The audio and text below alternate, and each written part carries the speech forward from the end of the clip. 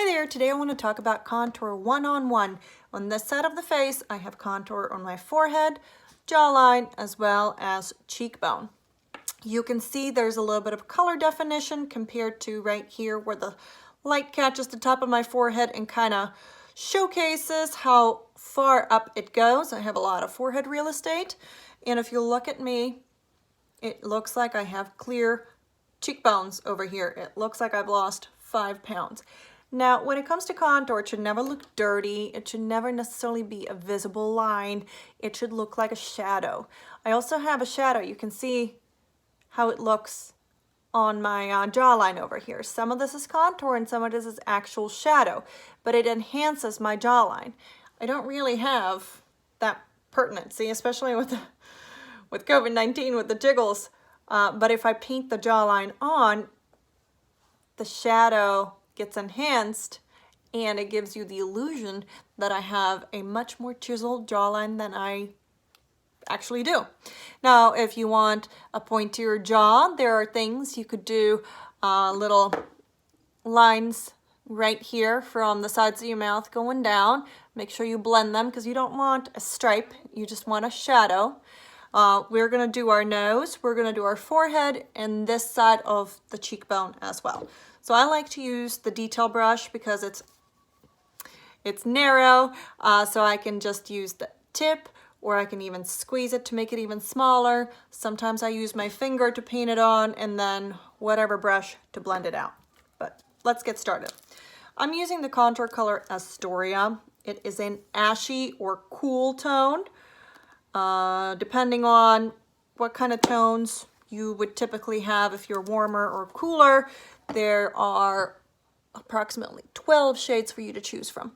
Now, when I do the contour, I could do different things depending on what I want the end result to be. So if I want my face to appear more narrow, I can start the contour down from up my temple and go straight down. It'll drastically change the face of my shape. For me, I want to basically keep the shape that I have. I'm a diamond, so I'm just going to find the edge of my eye right here. No further than that. We don't want it cheekbones to come down to the mouth. So the edge of the eye, poking the cheek, as soon as it sinks in, my cheekbone's right above it.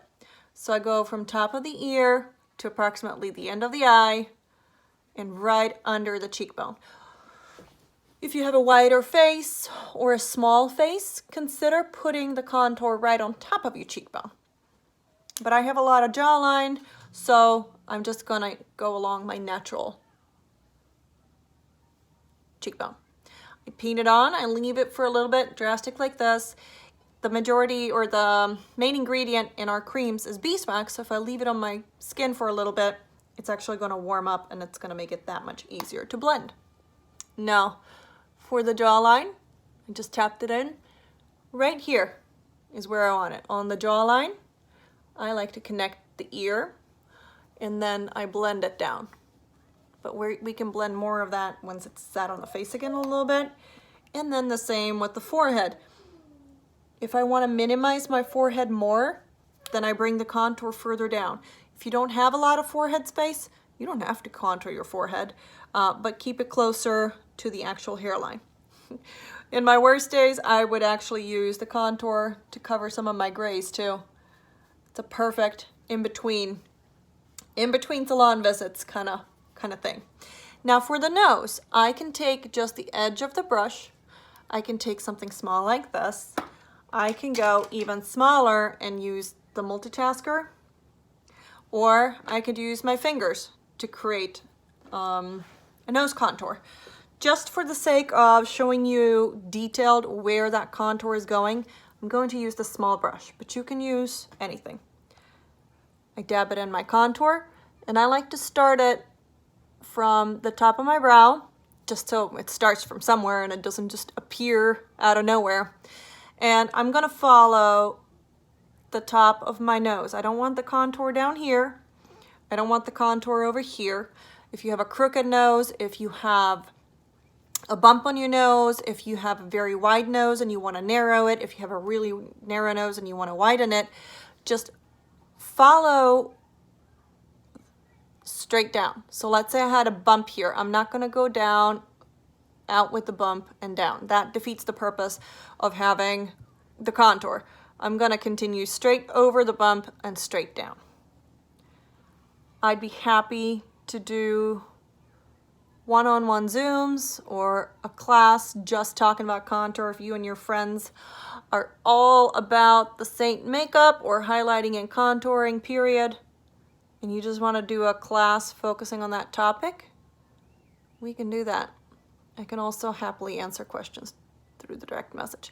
Now, this is going to look crazy. I also connect the contour underneath. It looks crazy, but we're going to blend it out because we don't want to look dirty and we don't want to look like we have brown lines on our face. So I'm going to start by blending this up into my hairline.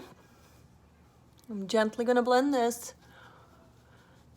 And definitely don't leave the house without blending your jawline. You can even make your lips look bigger by adding contour, especially under it and maybe a little bit outside. Now, when it comes to blending the contour around your nose is typically a very oily area. So the more you touch it, you'll just wipe all of it off. So take a brush and just either gently tap it on. If you swipe, be very gentle in your movements, or just use your finger. Little tiny movements.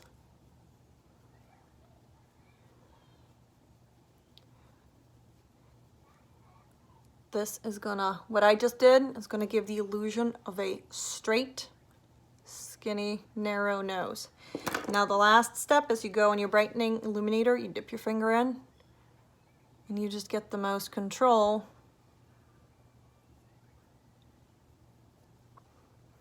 by drawing the line. There. And it doesn't look like you have brown on the side of your nose, but it's clearly it looks like a flat bridge, straight and narrow. Okay, so lastly, I am gonna apply Hollywood, my blush,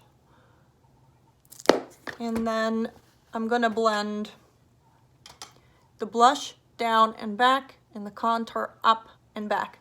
The contour is essentially acting like a push-up bra. We want that cheek pushed up and back. We don't want them sagging down at the bottom.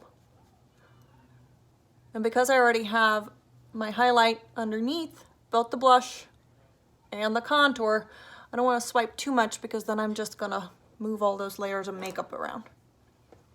There you go. Super easy.